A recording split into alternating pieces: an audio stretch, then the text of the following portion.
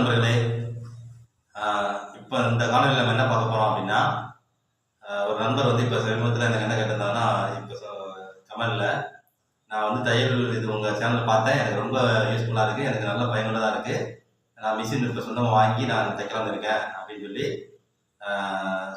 என்கிட்ட கேட்டாங்க. கமெண்டில் போட்டிருந்தாங்க. என்ன கேட்டிருக்காரு அப்படின்னா, என்ன மிஷின் வாங்குறது, என்ன கமெண்ட்டில் கேட்டாங்கன்னா எனக்கு வாட்ஸ்அப்பில் அனுப்பிச்சாங்களான்னு எனக்கு நிறைய ஞாபகம் இல்லை. ஆனால் நான் படித்து பார்த்தேன். அப்போ வந்து மிஷின் வாங்கணும், என்ன மிஷின் வாங்குறதுன்னு தெரியல, அதை பற்றி கொஞ்சம் தகவல் கொடுங்க, எனக்கு வந்து அதை நீங்கள் வந்து டெய்லிங்கில் அந்த துறையில் இருக்கிறதுனால நம்ம அதை கேட்டுட்டு நான் அந்த மாதிரி பண்ணலாம்னு நினைக்கிறேன் அப்படின்னு சொல்லி கேட்டாங்க. இப்போ நான் அதை தான் காமிக்க போகிறேன். அந்த மிஷின் என்ன மிஷின் வாங்கலாம் அப்படின்னு ஒரு 2 ஐடியா சொல்கிறேன் நான். அதுக்கு மேற்பட்டு நீங்கள் நம்ம வந்து மெக்கானிக், நம்ம பகுதியில் இருக்கிற மெக்கானிக் இருக்காங்க இல்லையா, அவங்ககிட்டையும் நம்ம ஒரு கலந்து ஆலோசனை பண்ணலாம். அந்த மெக்கானிக் நம்ம எப்படி வாங்கணும்னா, நமக்கு தெரிஞ்ச நம்பிக்கையான டெய்லர்கள், அவங்களுக்கு தெரிஞ்ச பக்கத்தில் நம்பிக்கையான டெய்லர்கள் இருப்பாங்க இல்லையா, அவங்ககிட்ட ஃபோன் நம்பர் கேளுங்க, மெக்கானிக்கோட நம்பர் கேளுங்க. அவங்ககிட்ட கேட்டுது நீங்கள் அதுக்கப்புறம் அந்த மெக்கானிக்கிட்ட வந்து டீல் பண்ணி நேரடியாக போய் அப்புறமா வந்து மிஷின் புதுசாக வாங்கலாமா பழசு வாங்கலாமா, அவர் என்ன ஆலோசனை கொடுக்குறாருன்னு கேளுங்க. ஏன்னா மெக்கானிக்கில் மேக்ஸிமம் நல்லவங்க தான் இருப்பாங்க, நல்லதை கரெக்டாக தான் கொண்டு போக பார்ப்பாங்க. ஏன்னா சர்வீஸ் ஏதாவதுனா திரும்ப நம்மகிட்ட வந்து வருவாங்க, அதனால் நம்ம கரெக்டாக இருக்கணும். திரும்ப சர்வீஸ் கூப்பிடும்போது திரும்ப அப்புறம் நம்ம தொடர்பில் இருக்கணும். நம்ம இவங்ககிட்ட ஏதாவது மேஜரான ப்ராப்ளம் வாங்கி கொடுத்து எதுவுமே ஒத்து இல்லாத வாங்கி கொடுத்துட்டா அப்போ நம்ம கெட்ட பேர் தான். ஏன்னா அந்த மெக்கானிக்கும் யார் சொல்லி வராங்கன்னா, நம்ம பக்கத்தில் இருக்கிற பகுதியில் இருக்கிற டெய்லருங்க சொல்லி தான் நீங்கள் நம்பர் வாங்கினா போறீங்க. இப்போ நானே எங்ககிட்ட நிறைய நண்பர்கள் வந்து கேட்பாங்க, புதுசாக மிஷின் வாங்க வரவங்க நம்ம கடைக்கு வர கஸ்டமர்ஸ் கேட்பாங்க, நான் அவங்க மிஷின் வாங்கிக்கலாம்னு இருக்கப்பா, வீட்டில் ஓர அடிக்க செய்யறதுக்கு அப்படின்ட்டு எந்த மிஷின் வாங்கலாம் எப்படின்னு கேட்பாங்க. ஆலோசனை கொடுப்பேன். அதே மாதிரி மெக்கானிக் நம்பர் கொடுப்பேன். இது பேர்கிட்ட நீங்கள் எதையும் கேட்டுக்கிட்டு பண்ணுங்கள். நீங்கள் டேரெக்டாக போய் கடையில் போய் வாங்குறேன்னு சொல்லி வாங்க போனீங்கன்னா எதுக்குமே உதவாத மிஷின் எல்லாம் கூட நல்ல மிஷின் சொல்லி கொடுப்பாங்க. ஏன்னா கடையில் வந்து நிறைய மாடல் வச்சுருப்பாங்க, அங்கே மூவ் ஆகாததெல்லாம் சொல்லி புதுசாக இருந்த வீட்டில் தைக்கிறவங்களுக்கு நிறைய பேர் வீட்டில் தைக்கிறவங்க அதுன்னு சொல்லிட்டு வர போகிறாங்க இல்லையா, அவங்க ஹஸ்பண்ட் ஒய்ஃபோ குழந்தைங்க ஃபேமிலியா ஏதோ ட்ரெஸ் வாங்க போகிற மாதிரி ஒரு பர்ச்சேஸ் பண்ண போகிற மாதிரி போவாங்க. மிஷின் வாங்குறது அது வந்து தொழில் பண்ணுறது, அது நல்லா ஒர்த்துள்ளதாக இருக்கணும். இதில் வந்து நிறைய அந்த தைக்கலாம், இது பண்ணலாம், அப்படி பண்ணலாம், இது பண்ணலாம், இது நல்லா சௌகரியமாக இருக்கும், வீட்டை வச்சு பண்ணலாம்னு சொல்லிட்டு நிறைய ஆன்லைனில் வராமல் வருது. கடைகளில் போனாலும் அந்த மாதிரிலாம் கொடுத்து ஏமாத்துறாங்க. அதனால் நீங்கள் டேரெக்டாக அந்த மாதிரிலாம் போகாமல் மெக்கானிக்கோட ஆலோசனை கேட்டு செஞ்சீங்கன்னா ஒர்த்தாக இருக்கும். வேலை அந்த பொருள் வந்து நல்ல தரமாக இருக்கும், கொஞ்ச நாள் லைஃப் வர மாதிரி இருக்கும். அதனால் அதை நான் இப்போ அந்த மிஷினோட எதையும் காமிக்கிறேன் பாருங்கள், எந்தெந்த இதை கவனிக்கணும் அப்படின்னு. மெக்கானிக்கு போகிறதுல நீங்கள் இதையும் தெரிஞ்சுக்கிட்டு மெக்கானிக்கை சொல்லி கேளுங்க. மெக்கானிக் மூலமாக நல்ல மெக்கானிக்காக தேர்ந்தெடுத்து வாங்குங்க. அந்த கடை டெய்லர் கடையும் ஒரு நம்பிக்கையான கடை, உங்களுக்கு தெரிஞ்ச கடை இருக்கலாம், அது மாதிரி நம்பிக்கையானவங்கள்ட்ட கேட்டு கடைக்காரங்க கண்டிப்பாக அவங்களுக்குள்ள ஒரு புரிதல் இருக்கும். எத்தனையோ மெக்கானிக்கை பார்த்துருப்பாங்க, அதில் ஏதாவது ஒரு சில மெக்கானிக் தான் நல்ல தரமான மெக்கானிக்காக இருப்பாங்க, நல்ல நம்பிக்கையுள்ள மெக்கானிக்காக இருப்பாங்க. அவரோட நம்பரை கொடுப்பாங்க கண்டிப்பாக. அவரை கொடுத்து அப்போ அந்த மாதிரி டீல் பண்ணும்போது முடிஞ்ச வரைக்கும் நமக்கு அது சரியாக இருக்கும். இல்லைன்னா நிறைய விஷயத்தில் எங்களுடைய மாணவி பள்ளியில் வர மாணவிகளை ஏமாந்துருக்காங்க. நிறைய மிஷின் வாங்க போய் அவங்கள டேரெக்டாக வாங்க போய் நல்லா இருக்கும் அப்படின்னு ஓல்டு மாடலில் எல்லாம் பழைய மாடலில் வச்சு ரீபெயிண்டிங் பண்ணிலாம் வந்து புதுசு விற்றுருக்காங்க. இன்னொன்று நான் சொல்லிக்கிறேன், பேர் வந்து நல்லா இப்போ பேர் வந்து மெரிட் நல்ல பேர் போயிட்டு இருக்கு, உஷா வந்து நல்ல பேர் போயிட்டு இருக்கு. அந்த மாதிரி சிங்கர் உஷா இப்படி பேர்லாம் போகுதுன்னா அந்த கடையில் நம்ம டெய்லர்கள் விற்கிறதுக்கு நல்லா இருக்கும். ஒரு பகுதிக்கு தகுந்த மாதிரி ஒரு ஏரியாவில் தகுந்த மாதிரி ஒரு கம்பெனி ப்ராப்ளமாக இருக்கும். ஆனால் உஷா மெரிட் இதெல்லாம் எல்லா ஏரியாலையும் எல்லா இடத்துலையுமே நல்லா ப்ராப்ளமாக இருக்கிறது தான்.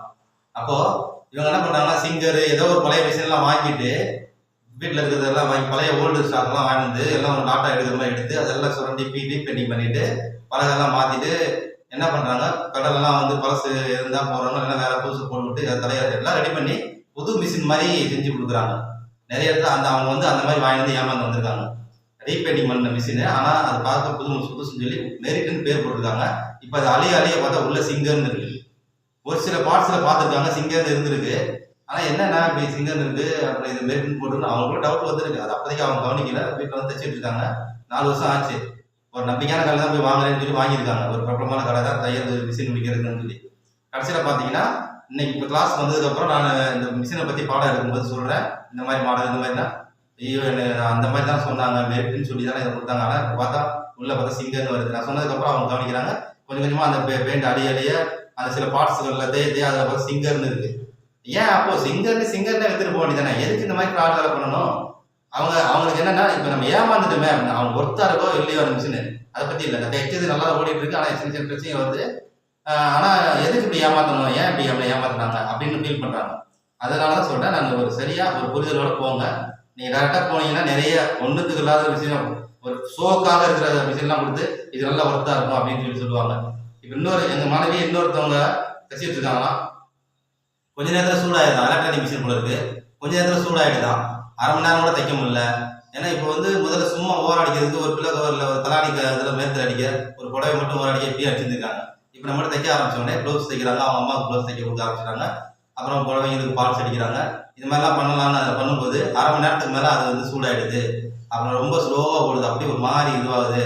அதை செய்யறதே கரெக்ட் பிரச்சனையா இருக்குன்னா அது மாதிரி ஹைட்டு செட் ஆகல. டேபிளில் வச்சிருக்கும் நாங்கள் உட்காந்து அதுக்கு 2 கிலோ கவர் தலகாணி போட்டு உட்காந்து செய்கிற மாதிரி இருக்கு. இப்படி முடிஞ்சு சரி வரல. இப்போ இதெல்லாம் எதுக்கு வாங்கும்போது ஆனால் அவங்க என்ன சொல்லிருக்காங்க, மேம்போக்கா சொல்லி இது நல்லா தாங்க இருக்கும், வீட்டை தைக்கணும் தாங்க, சூப்பராக இருக்கும் இதாங்க அப்படின்னு சொல்லி அவங்கள மூளை செலவு பண்ணி கொடுத்துட்றாங்க.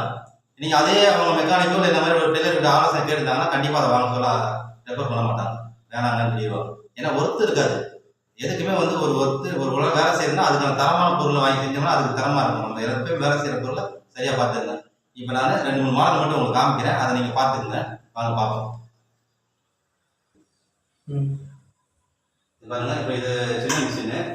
இதுதான் ஃபர்ஸ்ட் வந்த model. Usha machine, singer, merit சின்ன மிஷினே முதல்ல வந்துச்சு.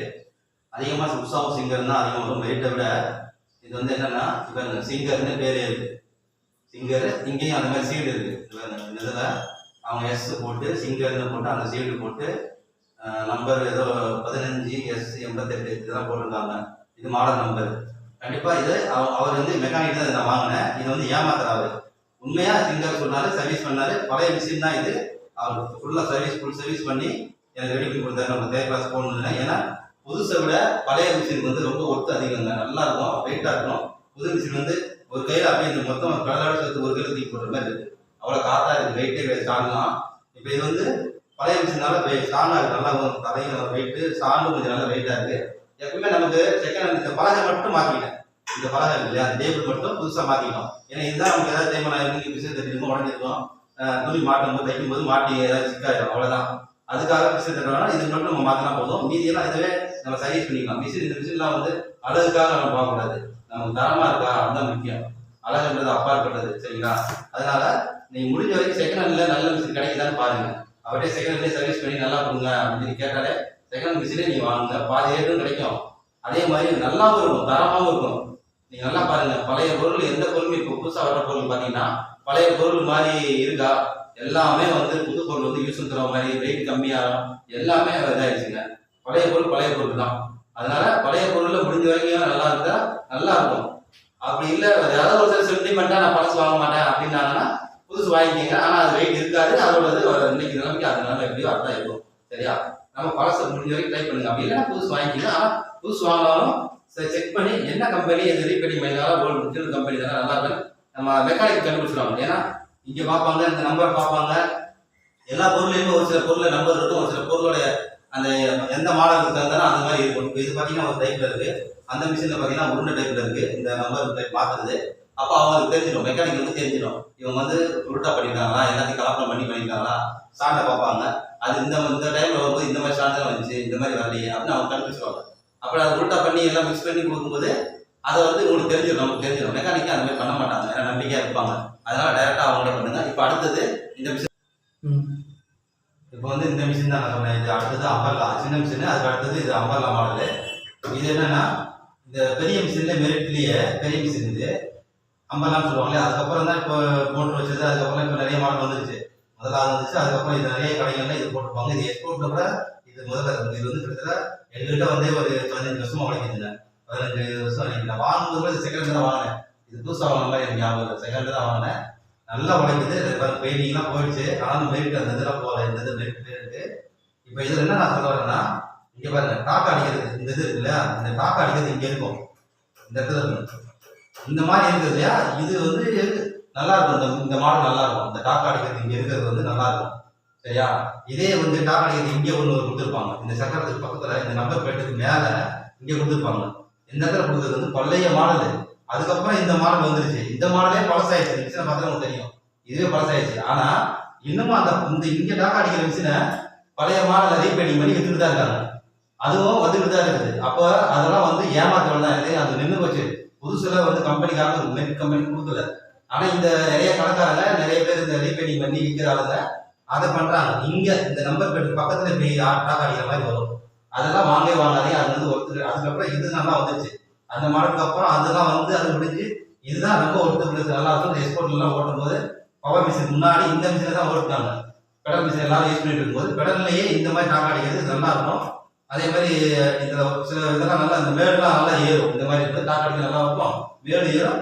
இந்த மாடல் நல்ல மாடல். இங்க இந்த இடத்துல வச்சு டாக் அடிக்கிற மாதிரி கொடுத்துருந்தாங்கன்னா, இந்த இதை ரொம்ப மார்க்கெட் கொடுத்துருந்தாங்கன்னா அந்த மாடலை தயவுசெய்து வாங்காதீங்க. ஏன்னா இப்போ அதுக்கு இது வந்து ரொம்ப நாள் ஆச்சு. இந்த மாடல் எல்லாமே எப்படி இருக்கும், ஆனா அவங்க பழைய மாடல் புது மாடல் சொல்லி விற்பாங்க. அதையும் கவனிச்சுங்க. சரியா? இப்போ நான் இதை கூட இது மட்டும் பழக்கம் மட்டும் மாத்திட்டு இதை மாதிரி ஓடிட்டு இருக்கேன் கிளாஸுக்காக. ஆனா இது எங்க கடையில இந்த ரொம்ப வருஷம் உடச்சு கொடுத்துச்சு எனக்கு. இது விடுறதுக்கு எனக்கு மனசுக்கு இருந்த மிஷினை. அதனால இதை தையல் கிளாஸும் வச்சுருக்கோம். அவங்களுக்கும் சின்ன மிஷினுக்கு அப்புறம் இந்த பெரிய மிஷினோட இது தெரியும் இல்லையா, அதனால இதை வச்சிருக்கேன் நான். இதையும் இந்த பின்னாடி 2 மிஷினும் அம்பர்லா மிஷின் தான். இந்த மிஷினும் அதோட இதுதான். என் கடையில நம்ம பெடல் போட்டு தைச்சிட்டு இருந்ததுல இருந்து ஓடிட்டு இருக்கு. இப்போ நாங்கள் ஜிக்கி மிஷின் பவர் மிஷின் வாங்கிட்டோம். அது ஓடிட்டு இருக்கு. பவர் மிஷின் அது வாங்கி ஒரு 8 வருஷம் ஆச்சு. அது ஓடிட்டு இருக்கு. நம்ம வாங்கின மிஷினை திரும்ப கொடுக்குற மனசுல பெடல் மிஷின் எப்போ தேவைப்படும் அப்படின்னு தான் நான் வச்சிருக்கேன். ஏன்னா பழசு திரும்ப கிடைக்கவே கிடைக்காது. புதுசு எப்போனா போய் வாங்கிட்டு வந்துடலாம். ஆனால் பழைய மிஷின் நமக்குள்ள ஒர்க் உள்ள மிஷின் கிடைக்காது. சர்வீஸ் பண்ணி நான் ஓட்டிட்டு இருக்கேன். நல்லா போயிட்டு இருக்கு. சரிங்களா? இப்போ லேட்டஸ்ட் மாடல் எவ்வளோ வந்தா கூட இது நமக்கு கரண்ட் இல்லாத நேரத்தில் இப்போ நிறைய நேரத்துக்கு இதுதான் நமக்கு பயன்பட்டு இருக்கு. இதுவும் அதே மாடல் தான். இந்த காமிச்சேன் இல்லையா, இதுவும் அதே அந்த டாக் அடிக்கிற பொசிஷன் வந்து கீழே தான் இருக்கும், இங்கே தான் இருக்கும், இந்த தான் இருக்கும். சரிங்களா? அதில் ரெண்டுமே இந்த அம்பர்லா மாடல் இது நல்லா ஒர்த்தா இருக்கு. நல்ல மேடெல்லாம் கூட ஏறுறதுக்கு நல்லா இருக்கு. அப்புறம் இப்போ வந்து ஜிக்கி இந்த மாதிரி பைன்னு இந்த ஜாக்கு அது இப்போ நிறைய வந்திருக்கு. அதில் பார்த்துக்கலாம். பவர் மிஷின் வாங்கணும், சின்ன மிஷின் நீங்கள் வாங்கணும் அப்படின்னா நான் சொன்னதை கவனிச்சுக்கோங்க. அதே மாதிரி இந்த அம்பர்லா மிஷின் வாங்கணும், இதை கவனிச்சுக்கோங்க. சரிங்களா? தொடர்ந்து நம்ம காணொலி பாருங்க. நிறைய சின்ன சின்ன விஷயங்களாக நம்ம ஷேர் பண்ணுவோம். நன்றி.